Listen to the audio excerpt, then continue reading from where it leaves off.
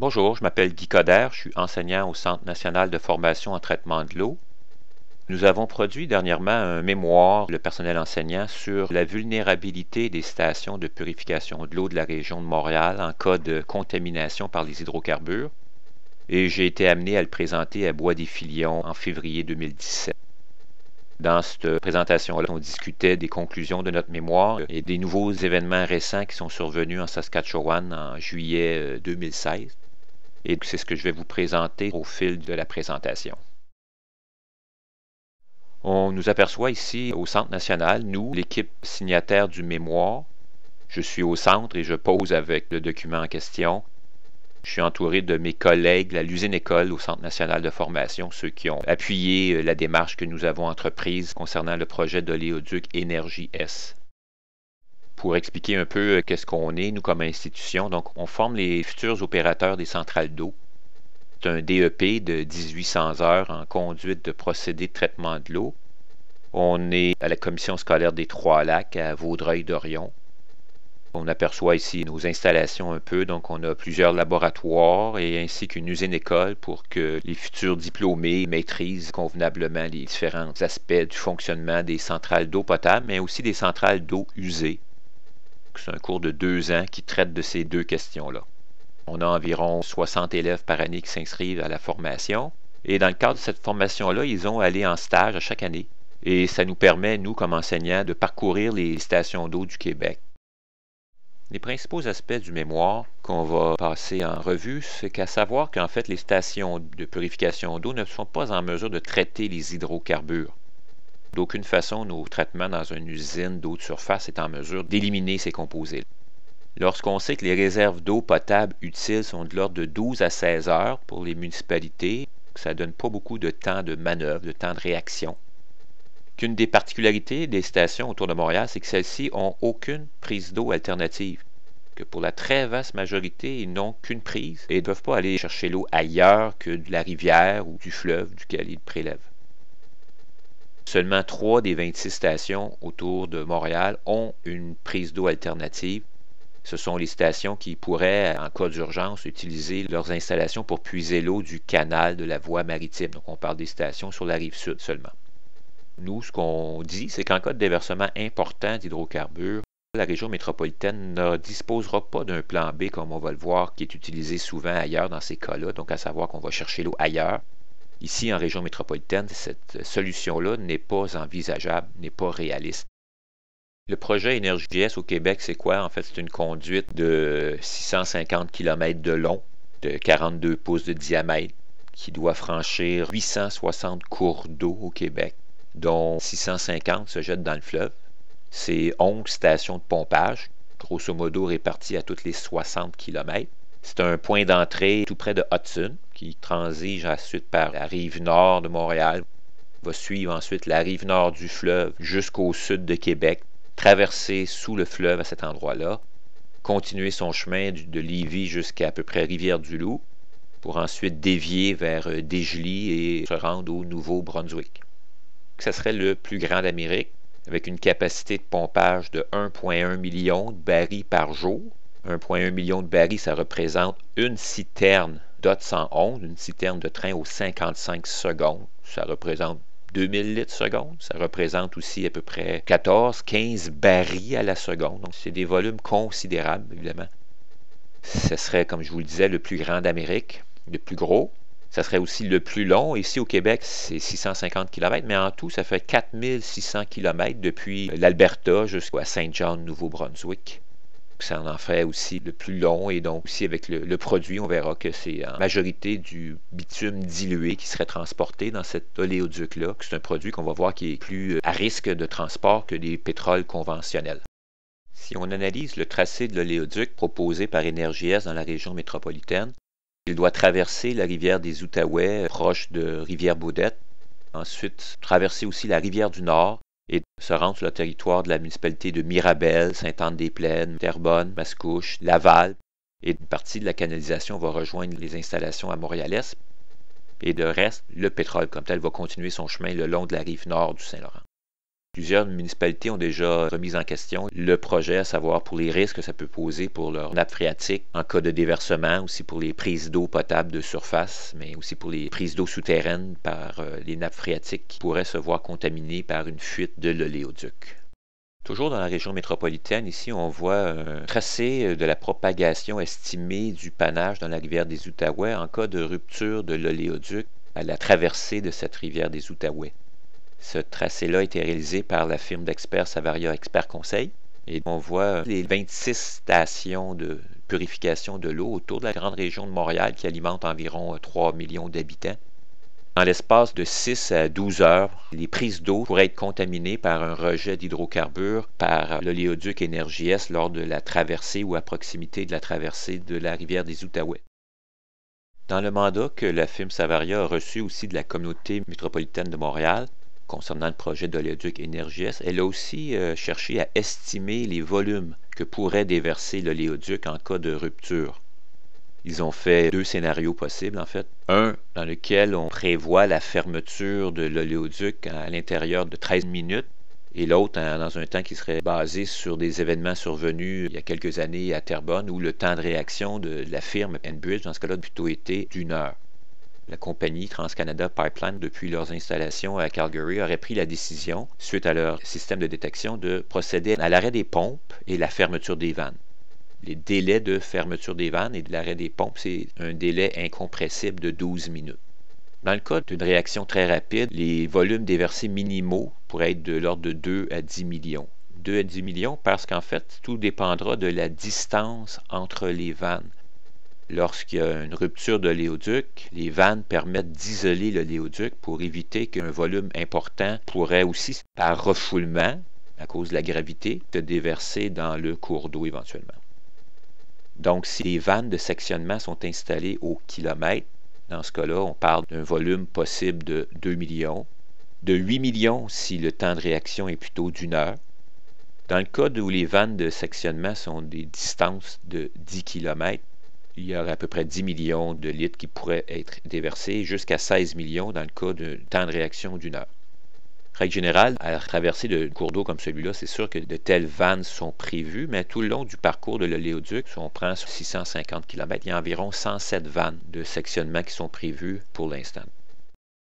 Selon l'Association canadienne des pipelines d'énergie du Canada, il y a plusieurs causes de rupture ou de fuite de pipelines ou d'oléoducs. Dans 36% des cas, ce sont la corrosion qui est la principale cause de rupture ou de fuite d'oléoduc, suivi par les défauts de fabrication ou de construction. Les fissurations aussi représentent 15% des causes de fuite.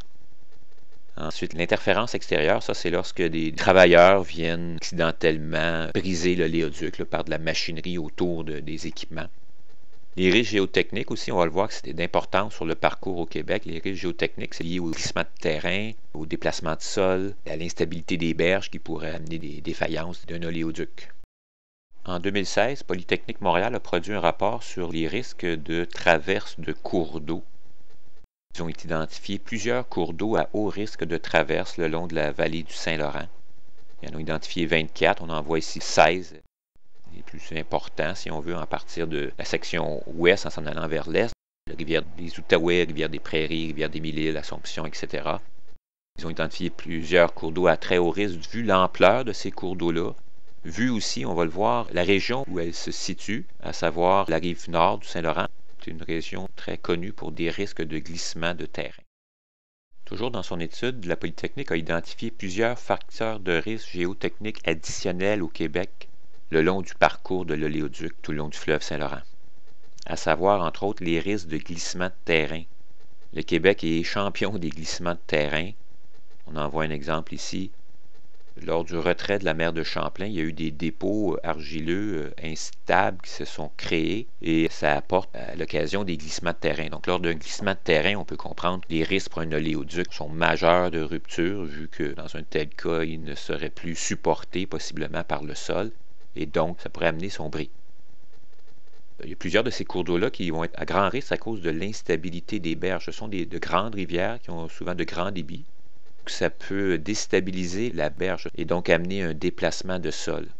Et on va le voir, c'est ce qui a aussi causé la rupture de l'oléoduc cet été en Saskatchewan. Une autre particularité de la région qu'on veut faire transiter l'oléoduc, c'est les risques quand même non négligeables de rupture de barrage. Sur la rive nord du fleuve particulièrement, il y a plusieurs barrages qui sont là pour réguler le débit de l'eau. Une rupture de barrage pourrait entraîner la rupture des installations en aval.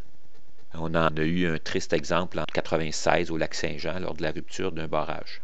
Un autre phénomène aussi qu'on oublie souvent, parce qu'on en est souvent préservé, c'est celui des tremblements de terre. Contrairement à ce qu'on peut penser, là, cette région-là du Québec est une région à risque au niveau des tremblements de terre. Il y en avait eu un grand, d'ailleurs, en 1663, si on veut remonter dans le temps, où il y avait eu un tremblement de terre dans la vallée du Saint-Laurent. Et selon les estimations qu'on peut en faire aujourd'hui, c'était probablement sur l'échelle de Richter au-delà de 7,0. Ça avait amené à l'époque des dizaines de glissements de terrain. Ça avait été répertorié dans des livres d'histoire à cette époque-là. Donc, on peut penser que tous ces phénomènes-là, qui sont quand même présents ici au Québec, le long de la vallée du Saint-Laurent, mettent à risque de façon additionnelle une telle infrastructure. Un autre facteur de risque ici au Québec, c'est les risques que pose tout déversement en période hivernale. Parce que c'est plus difficile en hiver, on comprend, à repérer une fuite, et deux, à la nettoyer du fait du couvert de glace qui s'est formé. Ici, on aperçoit une équipe au travail.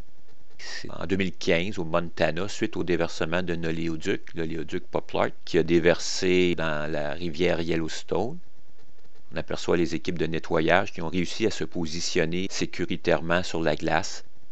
Ils ont fait une tranchée pour être en mesure de tenter de récupérer une partie du pétrole qui s'est déversé dans la rivière. On comprend qu'en période hivernale, de telles interventions sont rendues encore plus difficiles du fait du froid, de la difficulté évidemment que vont rencontrer des équipes pour procéder à la récupération et au nettoyage de tout déversement de l'éoduc. Ça pose un risque additionnel du fait que le parcours au Québec pendant plusieurs mois va être évidemment en période hivernale. Un autre facteur de risque important à tenir compte lorsqu'on parle de risque pour l'approvisionnement en eau, c'est le risque fait peser pour les aquifères, principalement les sources d'eau souterraines, les fuites de faibles intensités.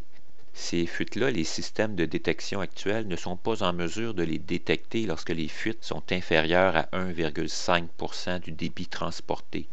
Les manomètres, les débitmètres, donc les équipements qui détectent les variations dans la conduite, ont certaines sensibilités et à 1,5% et moins, ces équipements-là ont la difficulté à analyser correctement la situation.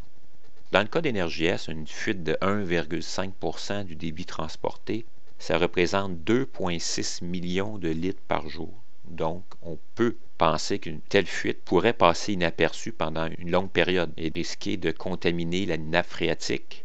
Et on le sait, lorsqu'une nappe phréatique est contaminée, on parle dans ce cas-là d'une pollution persistante à long terme et qui mettrait à risque, dans ces cas-là, les municipalités, les résidents, les fermiers qui s'approvisionnent en eau souterraine pour leurs activités et leurs besoins.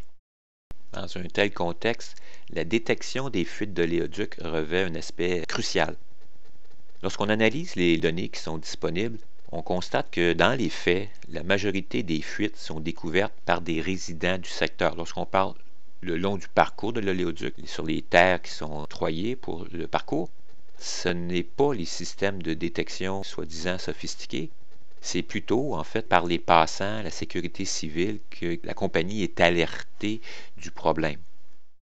Nous avons aussi des inquiétudes par rapport aux caractéristiques du pétrole qui serait transporté par l'oléoduc Énergie-S. La majorité du pétrole qui transitera par l'oléoduc, ce sera du bitume dilué. Donc c'est un pétrole lourd qui est dilué avec 30% de solvant. Ça porte le nom de dilbit pour évidemment les abréviations de bitume dilué. C'est un produit plus abrasif, plus acide, qui nous interroge par rapport au risque de corrosion accrue possiblement d'un tel produit. C'est un produit aussi qui nécessite d'être transporté à des pressions beaucoup plus élevées que du pétrole conventionnel. Dans le cas de l'oléoduc Énergie-S, les pressions pourraient être de l'ordre de 800 livres par pouce carré et plus. C'est supérieur et de beaucoup au transport qu'on observe dans d'autres oléoducs.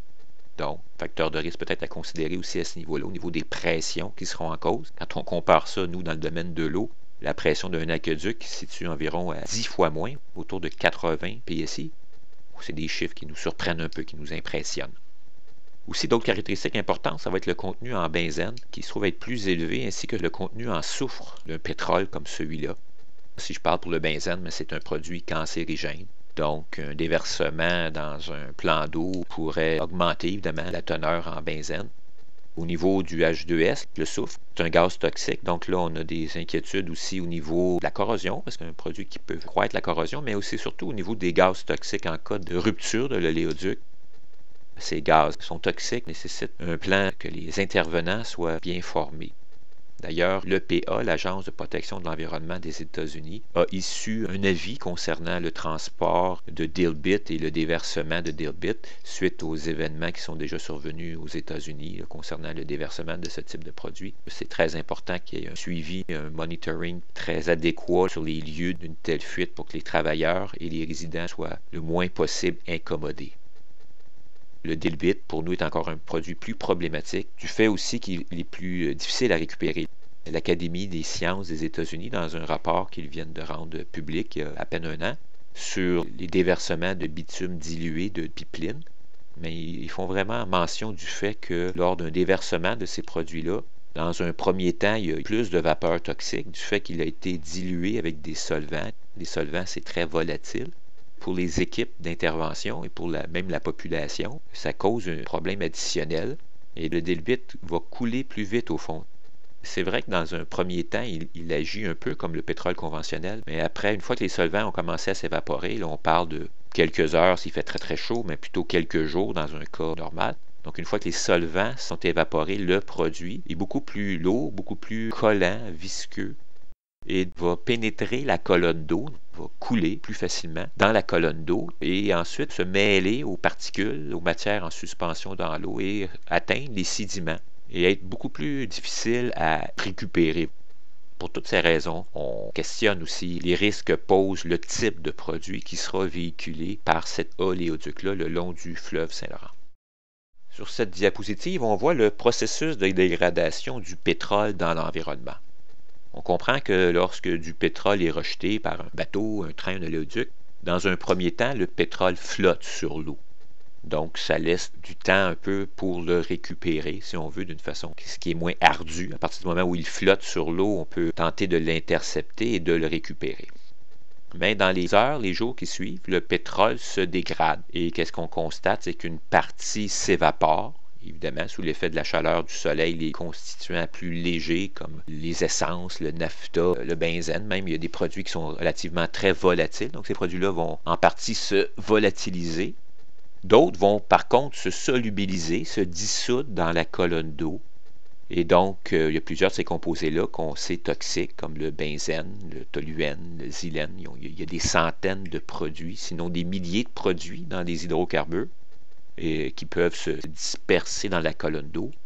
Certains vont aussi sédimenter, donc former des dépôts dans la vase. Et ça va être extrêmement difficile à récupérer, voire impossible. Somme toute, après l'évaporation des solvants, si on parle du bitume, le bitume en question va intégrer la colonne d'eau et se déposer au fond. Donc ça va amener des problèmes majeurs pour tenter de le récupérer. Notre usine-école, de laquelle on puise notre eau, elle est localisée sur les bords du lac des Deux-Montagnes à Vaudreuil-Dorion. On connaît bien les particularités du lac des Deux-Montagnes, et puis certaines de ces particularités-là sont à mettre en perspective dans le cas d'un déversement d'oléoduc. À savoir que, on le sait, le lac des Deux-Montagnes, c'est un carrefour hydraulique important de la région. C'est la source d'eau de la rivière des Milites. C'est la source d'eau de la rivière des Prairies. Une grande partie de la rivière des Outaouais se déverse au fleuve et alimente le fleuve. Le lac des Deux-Montagnes, c'est un lac très peu profond. C'est un plan d'eau peu profond. Donc, dans le cas d'un déversement de l'oléoduc près de la rivière des Outaouais ou dans la rivière du Nord, il est fort probable qu'une grande partie du déversement se dépose au lac des Deux-Montagnes, puisqu'un lac, ça agit un peu comme un décanteur, du fait que le courant ralentit. Et donc, le lac des Deux-Montagnes étant très peu profond, nous, ce qu'on constate à notre prise d'eau, pas juste nous à l'usine-école, mais les stations d'eau qui s'alimentent autour du lac des Deux-Montagnes, que lorsqu'il y a du vent, simplement le vent, les vagues que ça crée, ça soulève les sédiments. Les sédiments, c'est des matières en suspension et ça n'a pas trop d'influence. Nos équipements n'ont aucune difficulté à retirer ces particules-là de l'eau. mais que lors de grands vents ou de grands débits, s'il y aurait dépôt de bitume et qu'on sait qu'on ne peut pas aller le retirer, est-ce que ces dépôts-là ne seraient pas remis en suspension régulièrement et pourraient contaminer à long terme, voire avoir une pollution chronique du lac des Deux-Montagnes avec des répercussions importantes pour les stations d'eau en aval. Ici, on aperçoit la carte interactive de l'Office national de l'énergie lorsqu'on l'utilise et qu'on fait une simple recherche sur les incidents de pipelines fédéraux. Fédéraux, c'est les pipelines qui traversent plus qu'une province. Donc ici, on n'a qu'une partie des incidents de pipelines au cours des années 2008 à 2016, seulement ceux qui sont gérés par l'Office national de l'énergie. Et donc, qu'est-ce qu'on constate? En fait, on peut en tirer quelques conclusions. On aperçoit le tracé du futur oléoduc Énergie-Est, parce que dans la section ontarienne, en grande partie, ça va être plutôt le gazoduc actuel qui va être transformé, qui va être converti en oléoduc. Et on voit le tracé en vert, en fait, ça c'est exactement le futur éventuel oléoduc, sont tracés à travers l'Ontario. Il y a déjà eu évidemment plusieurs fuites. On peut penser que s'il y a eu des fuites de gaz, il y aurait également des fuites d'huile, de bitume. Quand c'est une question de gaz, ça pose aucun problème et on ne s'en inquiète pas pour ce qui est des prises d'eau. Par contre, lorsque le pipeline transporte de l'huile, là, c'est plus du tout la même chose parce que là, on contamine les rivières, les lacs, et là, ça pose un danger réel pour l'approvisionnement en eau des populations. Sur une distance de 360 km, soit de North Bay jusqu'à la banlieue d'Ottawa, l'oléoduc suit le long de la rivière des Outaouais. Sur une portion de 160 km, soit la portion entre Manawa et Pembroke, la distance entre le futur oléoduc et la rivière des Outaouais n'est que de 5 km. On peut s'interroger sur le risque que pose un tel parcours sur la contamination possible de la rivière des Outaouais. Lorsqu'on a vu cet été que l'oléoduc a pollué sur la rivière Saskatchewan sur une distance de 500 km, je pense qu'on est en droit de se questionner sur l'impact que pourrait avoir au lac des Deux-Montagnes d'une fuite de l'oléoduc dans la partie ontarienne. D'ailleurs, il y a une étude qui est apparue sur le site de l'Office de l'énergie ontarienne. Il y a une étude qui met justement en cause les risques élevés de contamination des prises d'eau en amont d'Ottawa. On aperçoit ici la carte des déversements d'oléoducs aux États-Unis. Sur une période de 20 ans, de 1990 à 2011, le gouvernement américain a répertorié les déversements sur son territoire. On voit quand même que ça représente des volumes considérables de pétrole déversé dans l'environnement. Souvent, on fait mention que les oléoducs, à raison, sont peut-être plus sécuritaires pour les humains. On en a eu la démonstration à lac mégantic. Mais au niveau environnemental, les oléoducs sont une catastrophe, à savoir que les déversements sont majeurs, sont très importants et un risque important pour les contaminations des prises d'eau. Il y a eu plusieurs déversements majeurs d'oléoducs en Amérique depuis 2010. Donc, on en a listé quelques-uns. Il y en a deux, entre autres, là-dedans, au niveau des prises d'eau, qui ont rejeté dans la rivière Yellowstone. Un de 300 000 litres en 2011, à Laurel, Montana. Un autre, plus récemment, en 2015, 200 000 litres, qui a privé d'eau potable la ville de Glendive, au Montana. Il y a le déversement de 300 000 litres du Pegasus Pipeline, en Arkansas. Il y en a eu au Canada aussi de très importants, un de 4 500 000 litres en Alberta en 2011. Il y a eu évidemment le très médiatisé déversement dans la rivière Kalamazoo de 3,2 millions de litres en 2010. Et puis tout récemment, au Fort McMurray, il y en a eu un de 5 millions de litres. Donc ceux qui avaient en liste en 2016 lors de la parution de notre mémoire. Depuis ce temps-là, il y en a eu encore plusieurs qu'on aurait pu rajouter à cette liste-là, dont l'explosion du Colonial Pipeline en octobre 2016. En 2013, une fuite de l'oléoduc Pegasus en Arkansas a déversé 800 000 litres de bitume dilué dans l'environnement. On voit ici un effet du déversement. Dans ce cas-là, il y avait une partie de ce bitume-là qui, via le réseau fluvial de la municipalité, a contaminé le lac Conway à proximité de la fuite. Plus récemment, en Alberta, cette fois-là, il y a eu une fuite de 5 millions de litres de l'oléoduc tout neuf de la compagnie Nexen Energy. Tout ça à proximité de Fort McMurray, même on aperçoit les installations de la pétrolière à quelques kilomètres du lieu de déversement. Malgré les systèmes de détection, malgré le fait que ce soit un oléoduc neuf, ça a pris 17 jours avant que quelqu'un se rende compte qu'il y avait un déversement. Donc, les systèmes n'ont pas fonctionné dans ce cas-là. Un déversement aussi important qui a eu lieu, comme on le mentionnait, c'est sur la rivière Kalamazoo en 2010. Un déversement de 3,2 millions de bitume dilué qui originait de l'oléoduc Enbridge 6B. On aperçoit le panache de dispersion sur la rivière Kalamazoo avec un travailleur qui essaie d'intercepter un peu les produits pétroliers avec un écumoire, essaie de récupérer, qui est en mesure de récupérer à la surface de l'eau. Là aussi, dans le cas de Kalamazoo, il y a eu un long délai de temps de réaction de 17 heures entre les premiers signes de défaillance au niveau des manomètres et la décision de procéder à la fermeture de l'oléoduc. Ici, on voit la cause de la fuite dans l'oléoduc 6B d'Enbridge. En fait, c'est une fissure latérale. Ça a amené le déversement en premier dans le ruisseau Talmadge. C'est un ruisseau qui est à quelques kilomètres de la rivière, mais évidemment par l'écoulement du ruisseau vers la rivière a été contaminée. Ce sont des passants qui ont au final alerté la station à Edmonton de procéder à l'arrêt de ces installations vu que évidemment du pétrole se déversait dans la rivière. On aperçoit un petit peu plus bas un exemple d'un racleur intelligent qui avait pourtant passé dans cette conduite-là un mois auparavant et n'avait rien détecté, n'avait pas pu s'apercevoir qu'une fissure était probablement en train de se faire. Ici, on aperçoit des équipes de nettoyage sur la rivière Kalamazoo. La rivière Kalamazoo a été polluée sur 60 km. Ça a nécessité l'évacuation de 150 familles pendant plusieurs mois. Ça a amené des frais d'au-delà déjà de plus de 1,2 milliard de dollars en nettoyage. Au plus fort du nettoyage, il y avait 2000 personnes qui étaient affectées au nettoyage de la rivière Kalamazoo. Une partie des hydrocarbures, évidemment, ont sédimenté, n'ont pas été en mesure de tout récupérer aujourd'hui, même après 5 ans, 6 ans après le déversement. Heureusement, il n'y a aucune municipalité qui s'approvisionnait en eau à partir de cette rivière-là, seulement des familles le long du parcours qui ont été privées d'eau pendant un long délai. Suite à ce déversement-là, l'Académie des sciences des États-Unis a produit un rapport dans lequel il est révélé à quel point les techniques conventionnelles de récupération du pétrole ne sont pas adaptées pour la récupération du bitume dilué. Le bitume dilué, une fois que les solvants, comme on le mentionnait, une fois sont évaporés, le bitume est beaucoup plus collant, visqueux, et ils ont réalisé à quel point c'est un produit qui était beaucoup plus difficile à récupérer. En janvier 2015, dans la rivière Yellowstone, il y avait une fuite d'environ 150 000 litres d'hydrocarbures qui a été causée par l'érosion du pipeline Poplar. On aperçoit ici sur la photo le pipeline, évidemment Poplar, a découvert. Qu'est-ce qui s'est passé? La rivière Yellowstone, c'est une rivière à fort débit, un peu comme on trouve beaucoup au Québec aussi.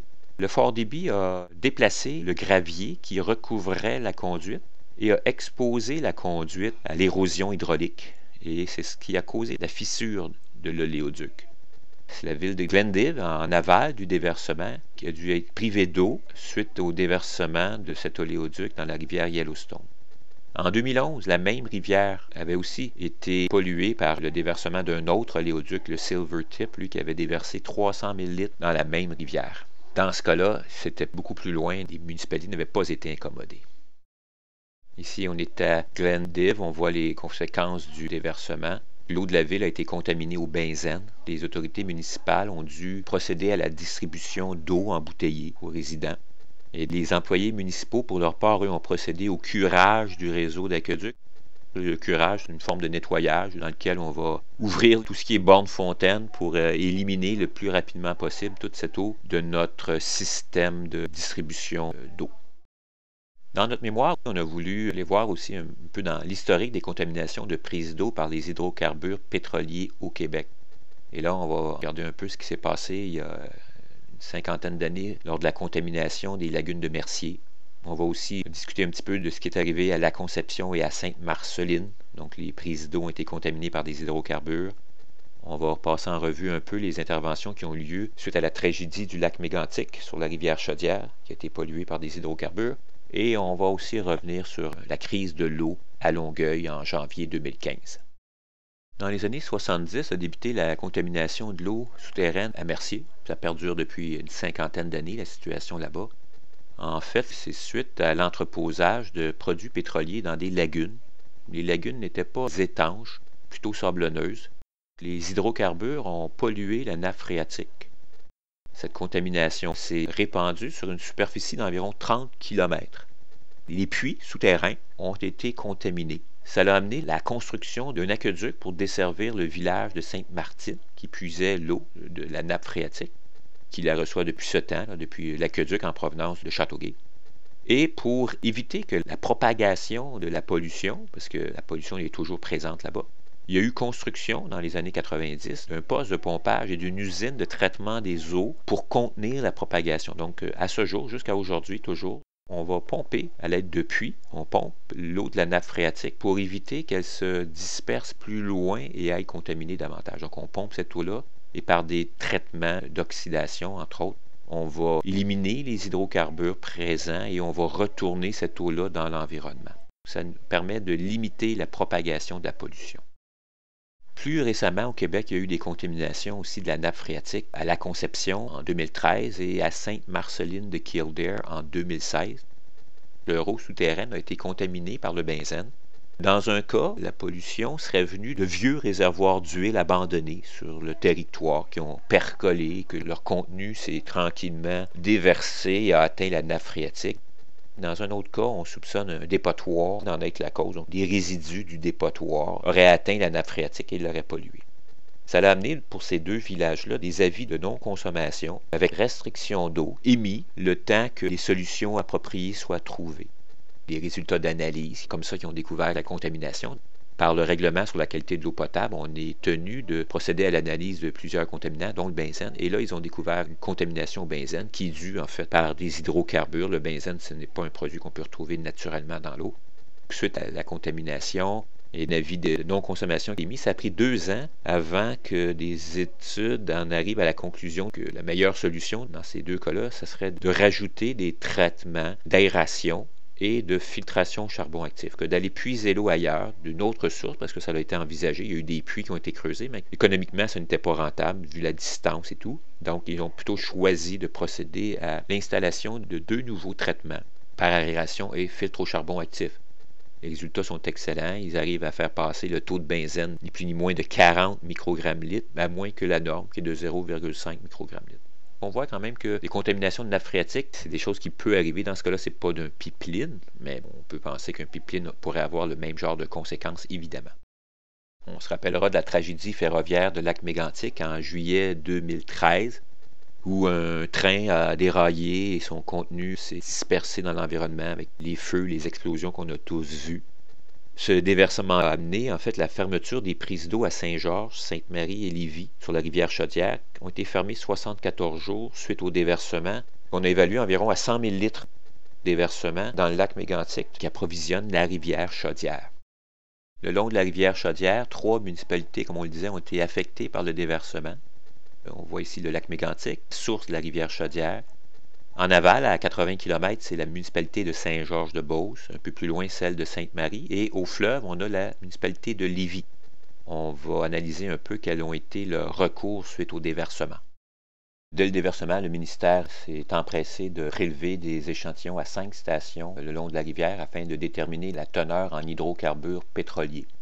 Ce qu'on peut constater, c'est qu'il y a eu des dépassements importants des critères de la qualité de l'eau les premières semaines, les critères pour la protection de la vie aquatique, des critères pour les effets chroniques qui sont établis à 0,063 mg/litre, puis pour les effets aigus à 0,13 mg/litre. Évidemment, comme on pouvait s'y attendre, particulièrement pendant les 2 premières semaines, il y a eu des dépassements importants de ces critères-là pour la vie aquatique. Si on parle pour Saint-Georges-de-Beauce, en vert, on voit qu'il y a eu des dépassements jusqu'à à peu près 1 mois environ, dépassé la date du déversement. Au courant de l'été, le ministère aussi a procédé à l'évaluation des poissons, si on peut dire, et dans leur rapport, le taux d'anomalie des poissons est grimpé de 5 à 40 % après le déversement. Et ils en ont produit plusieurs rapports, le ministère, c'est sur leur site, c'est disponible. Le ministère a investigué au niveau des sédiments, parce qu'un des aspects importants suite à un déversement du genre, c'est sur la qualité de l'eau, mais aussi sur l'impact de possibles dépôts des hydrocarbures au fond de l'eau. Qu'est-ce qu'on constate sur le schéma qui est proposé ici? C'est qu'en fait, jusqu'à Saint-Georges, jusqu'à 80 km du lac Mégantic, on a observé le dépôt à plusieurs endroits d'hydrocarbures, donc sédimentation qui s'est faite. Dans les mois qui ont suivi, il y a eu quelques endroits qui ont été nettoyés, tant que faire se peut. Mais il y a quand même toujours des dépôts de sédiments contaminés, aujourd'hui encore, dans la rivière Chaudière. par des mesures qui ont été faites au printemps de 2014-2015. Il y a eu un certain relargage de courte durée quand même de 5-6 jours qui a été observé. À cette époque, évidemment, le débit de la rivière augmente et ça peut ressoulever un peu des hydrocarbures, donc on l'a constaté, mais quand même à un niveau assez faible au printemps de 2014 et de 2015. Si on regarde spécifiquement pour la ville de Saint-Georges-de-Beauce, qu'est-ce qu'ils ont fait pour intervenir dans cette situation? Dans un tout premier temps, une fois qu'ils ont été informés de l'arrivée des hydrocarbures, ils ont instauré des mesures drastiques d'économie d'eau. Ils ont procédé à la fermeture et à la protection de leur prise d'eau. Ça a duré 74 jours, la fermeture. Et ils ont procédé au raccordement d'urgence d'une ancienne prise d'eau depuis le lac Poulain. Ici, on voit comment ils ont protégé la prise d'eau. Donc, on voit les estacades qui ont été installées devant la prise d'eau au barrage Sartignan à Saint-Georges. Donc, du barrage, il y a une conduite qui se rend à l'usine de purification de l'eau. Ils ont protégé les infrastructures, ils ont étendu des estacades. On voit aussi le travailleur en train de d'écumer et on voit aussi les boudins absorbants pour récupérer tant que peu l'huile qui s'est répandue sur la rivière. Il y a eu des estacades comme ça qui ont été installées à plusieurs endroits stratégiques le long de la rivière Chaudière pour récupérer le plus possible d'hydrocarbures qui ont flotté sur l'eau. Saint-Georges-de-Beauce a pu bénéficier d'une source d'eau alternative lorsque les événements sont survenus. Ils ont procédé au raccordement d'urgence de la prise d'eau brute en provenance du lac Poulain. Par le passé, cette municipalité s'abreuvait au lac Poulain, mais depuis 2008, cette prise d'eau-là n'était plus utilisée du fait de la rénovation de la station et toute l'eau de Saint-Georges-de-Beauce était prise de la rivière Chaudière. Je connais assez bien la situation de cette usine-là. Par le passé, dans les années 90, j'étais moi-même le responsable de la station. Et donc, dès que la catastrophe a été signalée, ils ont procédé au raccordement final et ils étaient en mesure de continuer à produire de l'eau grâce à celle en provenance du lac Poulain. Un peu plus en aval de Saint-Georges, il y avait la ville de Sainte-Marie. Eux aussi ont pu puiser l'eau d'une autre source que celle de la rivière Chaudière. Ils se sont abreuvés, si on peut dire ainsi, aux eaux du lac Carter. Ils avaient déjà une ancienne prise à cet endroit-là, donc ils ont remis ça en marche et ont pu facilement se tirer d'affaire dans cette situation. Un peu plus en aval, encore une fois, c'est la ville de Lévis, secteur de Charny, qui s'approvisionne à partir de la rivière Chaudière. Ils ont implanté des mesures d'économie d'eau d'urgence et ils ont procédé à la construction d'une prise d'eau brute de 2 km ainsi que la construction de 2 conduites de distribution pour subvenir aux besoins de la population. On aperçoit ici l'installation de la conduite d'eau brute en provenance de la rivière Bocage, une conduite de 2 km pour rejoindre le puits d'eau brute de leur station. Et on voit un écriteau pour demander à la population, évidemment, de réduire leur consommation d'eau. Toujours à Lévis, on voit ici des exemples, comment ils ont fait pour faire la mise en place de la conduite d'eau brute depuis la rivière Bocage. L'installation d'une pompe à la rivière et de la conduite qui se dirige vers la station d'eau. Toujours à Lévis, ici on aperçoit les 2 conduites temporaires de distribution d'eau traitée qui ont été aussi construites pour alimenter 2 des secteurs touchés, Saint-Romuald et de Charny. Suite à ces événements-là, on le voit sur la photo, le maire de Lévis, M. Boutier, lors de consultations concernant le futur projet d'Oléoduc Énergie-Est, lorsqu'il a remis son mémoire au BAP en avril 2016, exigera la construction de 3 prises d'eau brute pour ces 3 centrales de purification de l'eau. La ville de Lévis a été un peu échaudée par tout ce qu'ils ont vécu. Ils demandent, si le projet voit le jour, d'avoir une garantie, à savoir que s'il y a une fuite, ils ont recours rapidement à une source d'eau alternative. Un autre cas de contamination de l'eau par les hydrocarbures est survenu à Longueuil en janvier 2015. On se rappellera qu'il y avait eu un avis qui avait été émis de non-consommation pendant 2-3 jours, suite au déversement d'une toute petite quantité d'hydrocarbures de diesel, dans ce cas-là, via une fissure, et a atteint le puits d'eau brute de la municipalité de Longueuil. Le diesel a transité, a été pompé vers l'usine de purification de l'eau, a traversé toutes les étapes de production, les étapes de décantation, de filtration, de désinfection, s'est retrouvé ensuite dans le réseau de distribution et ce sont les résidents qui ont alerté la municipalité puisqu'ils ont détecté des odeurs d'hydrocarbures à leur robinet. Une fois informés de la situation, la municipalité a, comme on disait, a émis un avis de non-consommation et a procédé à la distribution de bouteilles d'eau pour les résidents des secteurs touchés. On parle quand même de 300 000 personnes qui ont été affectées par cet avis de non-consommation.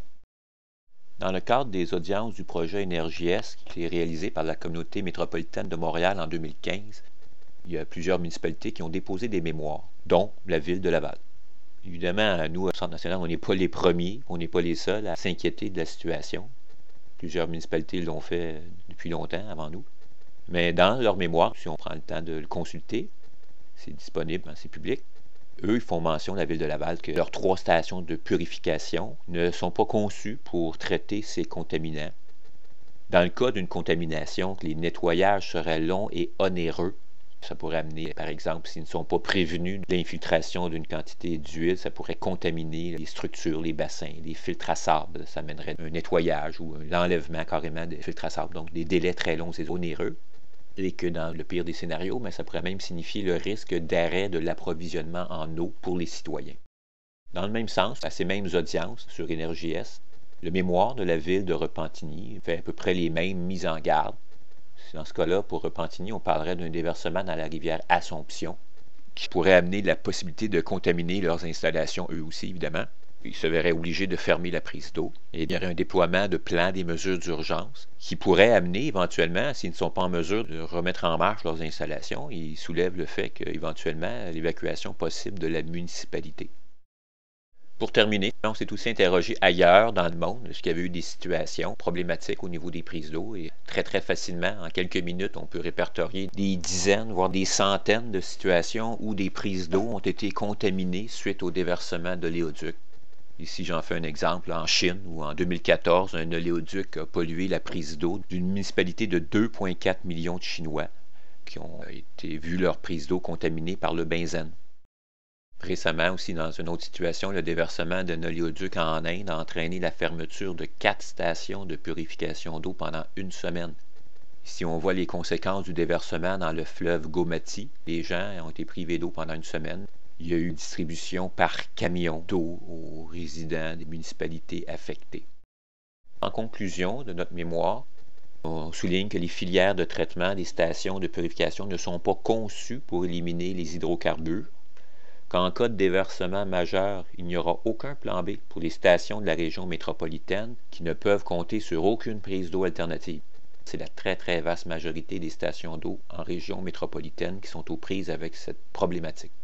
L'ampleur d'une telle catastrophe sanitaire dépasse l'imagination et a de quoi te faire frémir. S'il faut interrompre la distribution d'eau dans une ville, ce serait vraiment catastrophique. Juste l'évacuation d'un simple hôpital pourrait représenter un défi logistique considérable. Pour nous, le personnel enseignant, je crois que le principe de précaution doit s'appliquer et donc on s'oppose formellement au projet Énergie-Est. Ici, on aperçoit les principales étapes de traitement d'une station de purification d'eau de surface. Évidemment, on va prélever l'eau brute. Il y a une première étape de dégrillage pour éliminer les particules les plus grossières, les feuilles, les algues. Ensuite, on va injecter des produits chimiques, des coagulants, des flocculants. Ça va nous permettre de retirer de l'eau les matières en suspension, ce qui forme la turbidité de l'eau. Et à l'aide de décanteurs, on va récupérer une très grande quantité de matière en suspension. Une fois cette étape-là complétée, l'eau est dirigée sur des filtres. Souvent des filtres à sable et charbon anthracite. Ça nous permet de faire une finition, de retirer ce qui pouvait rester encore de toutes petites particules.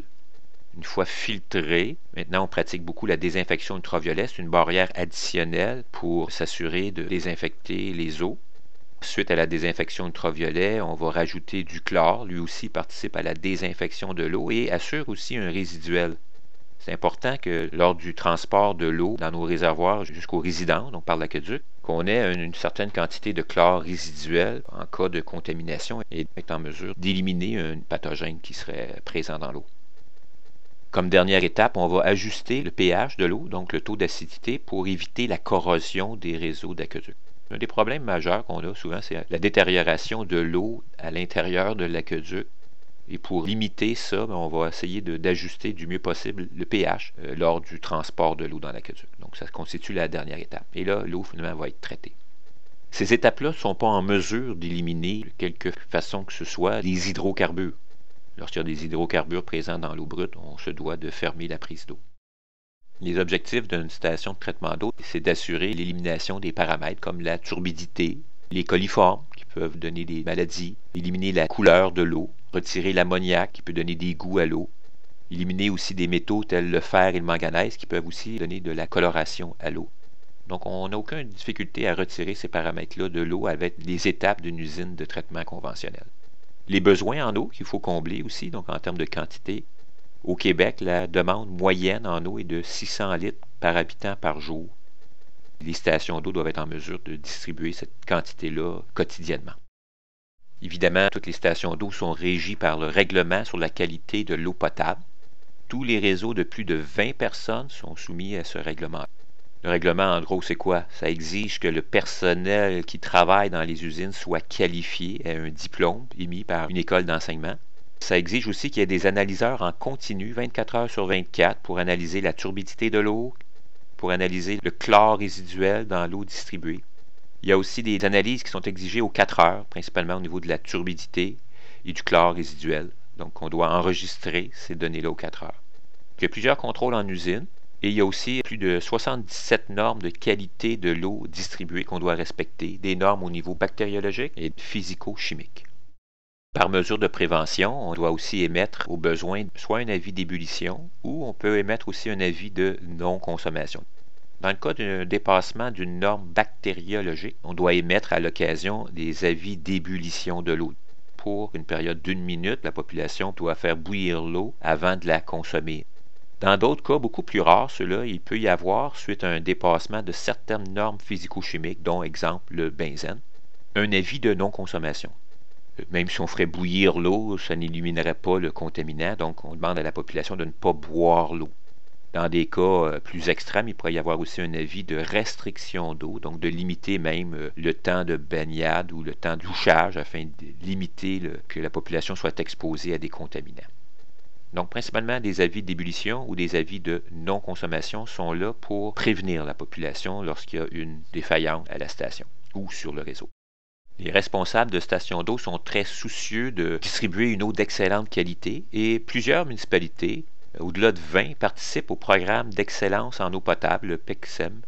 Ils s'imposent à eux-mêmes des exigences additionnelles plus élevées que le règlement l'impose de façon obligatoire, à savoir qu'ils exercent plus de suivi, plus de contrôle. Ils demandent à ce que l'exploitation de la station rencontre des normes encore plus sévères au niveau de la qualité de l'eau, particulièrement entre autres de la turbidité sous les filtres. Et ils se réunissent aussi à chaque année pour discuter des meilleures techniques possibles et des innovations dans le domaine de l'eau. Et ils veulent maintenir la plus haute qualité possible de l'eau distribuée. Ces 20 stations représentent ni plus ni moins que 4 millions de Québécois. Donc les responsables de stations se sont engagés à donner la meilleure qualité d'eau possible à nos citoyens. Pour la ville de Montréal, en fait, il y a 6 stations de purification réparties sur l'ensemble du territoire de l'île de Montréal. Donc il y en a une à Pierrefonds, Pointe-Claire, Dorval, Lachine, Charles-de-Baillet et Atwater. Il y a aussi 14 réservoirs qui sont répartis sur le territoire, dont la majorité sont quand même situés sur le Mont-Royal. Donc, ces 14 réservoirs réunis donnent à l'île de Montréal un volume de réserve d'environ 1,5 million de mètres cubes. La consommation d'eau à Montréal journalière est de l'ordre de presque 2 millions de mètres cubes par jour. 2 millions de mètres cubes par jour, ça représente le volume du stade olympique de Montréal. Ou si vous aimez mieux, ça représente à peu près 100 000 camions de distribution d'eau de 10 mètres cubes. Ça fait en sorte que, pour Montréal, grosso modo, les réserves utiles, parce qu'en fait, dans le cas d'une situation problématique, c'est sûr qu'on va se garder une réserve pour les services incendie, mais grosso modo, la réserve utile, on parle de peut-être 16 heures. C'est un chiffre qui est très plausible comme délai de réaction en cas de fermeture des prises d'eau. Les volumes d'eau potable accumulés, c'est de cet ordre-là. Quand tu es opérateur dans une centrale d'eau, la hantise que tu as, c'est de détecter des hydrocarbures à l'eau brute. Parce que dans ce cas-là, on vient de le voir, les usines ne sont pas en mesure de traiter ces produits-là et il faut absolument procéder à la fermeture de la prise d'eau brute. Depuis la parution du mémoire, il y a eu plusieurs événements qui sont survenus concernant les oléoducs. Entre autres, le déversement de l'oléoduc de la compagnie Husky dans la rivière North Saskatchewan en juillet 2016. Donc, on va analyser un peu les répercussions de ce déversement-là pour les prises d'eau en aval du déversement. Dans les heures qui ont suivi le déversement, il y a des estacades qui ont été installées. On a répertorié une douzaine d'estacades qui auraient été installées le long de la rivière. Malheureusement, les constatations ont été à l'effet qu'ils n'ont pas été très efficaces. L'ampleur de la rivière Saskatchewan, le débit, ont rendu les interventions très difficiles. Et finalement, on a pu observer que le panache de pollution a été visible jusqu'au-delà de Prince-Albert, qui est à 380 km du lieu du déversement. Lors des derniers recensements, on avait déjà recensé plus de 148 mortalités au niveau de la faune aquatique, au niveau des canards, des poissons, des mammifères. C'est quand même un déversement qui a eu un impact certain sur l'environnement. Pour ce qui est des prises d'eau, il y a eu 3 municipalités qui ont été impactées, et ça jusqu'à 400 km en aval, qui ont eu recours à la fermeture de leur prise d'eau pour une période de 55 jours. Donc on va analyser un peu la situation. Le déversement a eu lieu près de Maidstone, en Saskatchewan, à peu près à 300 mètres de la rivière. Il y a à peu près 225 000 litres qui s'est déversé, selon les estimés, et une bonne partie aurait atteint la rivière. On parle d'environ 100 000 litres, un peu comme dans le cas de la rivière Chaudière. Le signalement a été fait le 21 juillet, mais probablement que des premiers signes ont été détectés la veille, le 20 juillet, suite à des interventions qui n'ont pas été très rapides. La première ville impactée a été North Battleford, une municipalité de 14 000 habitants qui a fermé leur prise d'eau à partir du 22 juillet. Plus loin, Prince-Albert, 35 000 habitants, qui a fermé sa prise d'eau le 25 juillet. Prince-Albert alimentait quelques milliers de personnes aussi en milieu rural. Et Melfort, un peu plus loin, municipalité de 10 000 habitants qui ont été aussi impactés par le déversement. Dès le déversement, les gens ont procédé à l'échantillonnage de l'eau. L'agence gouvernementale a établi une dizaine de points d'échantillonnage le long de la rivière. Comme on pouvait s'y attendre, évidemment, surtout dans les premiers jours, premières semaines, il y a eu plusieurs dépassements des critères pour la qualité de la vie aquatique et de certains critères aussi au niveau de la qualité de l'eau potable, au niveau du benzopyrène et du toluène. Au Canada, le toluène a une valeur aussi à ce niveau-là. Et ces critères-là ont été dépassés au-delà d'une période de 6 semaines. Les causes de la fuite ont été déterminées suite à des études et elle est due à de fortes pluies qui auraient déstabilisé la rive, la rivière Saskatchewan-Nord et entraîné le déplacement de sol et le bris de l'oléoduc. Ce qu'on voit ici, c'est suite à l'excavation dans la tranchée dans les journées qui ont suivi. On aperçoit 2 conduites. La plus grosse, c'est l'oléoduc de 16 pouces de bitume dilué. C'est elle qui a fui. L'autre plus petite, c'est la conduite de condensat, de diluant. Elle aussi, elle a plié de 21 degrés suite au déplacement de sol, mais elle n'a pas fui. On voit en plus petit, en bas à droite, un peu le plissage qui a eu lieu et le craquage que ça l'a amené au niveau de la conduite. Et c'est de là qu'évidemment la fuite de l'oléoduc s'est faite et a atteint la rivière Saskatchewan. Les mesures d'urgence qui ont été implantées à North Battleford sont de 4 niveaux. Premièrement, ils ont évidemment émis des mesures de restriction d'eau et ont procédé à la protection de leur prise d'eau. On le voit sur la première photo à gauche ici, des équipes en train d'installer des estacades au bas de la station, près de leur prise d'eau, afin d'éloigner autant que possible les hydrocarbures et de venir contaminer le secteur. Ils ont procédé ensuite à l'installation d'une conduite d'approvisionnement en eau traitée de 10 km en provenance d'une ville voisine, la ville de Battleford. Et on voit ici cette conduite de surface qui amène l'eau traitée jusqu'au réservoir d'eau traitée de la station Holiday à North Battleford.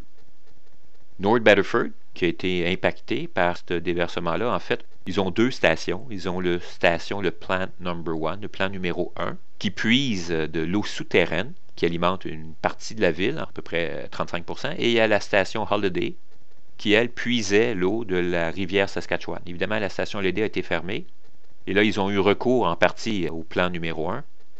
Pour augmenter la capacité du plan numéro 1, ils ont procédé au creusage de 4 nouveaux puits qui ont été mis en service environ 6 semaines après le début des incidents. Et évidemment, la conduite, elle, par contre, a été plus rapidement installée et ils ont pu dépendre d'elle pour les premières semaines, puis jusqu'à temps que les premières gelées s'installent au mois de novembre.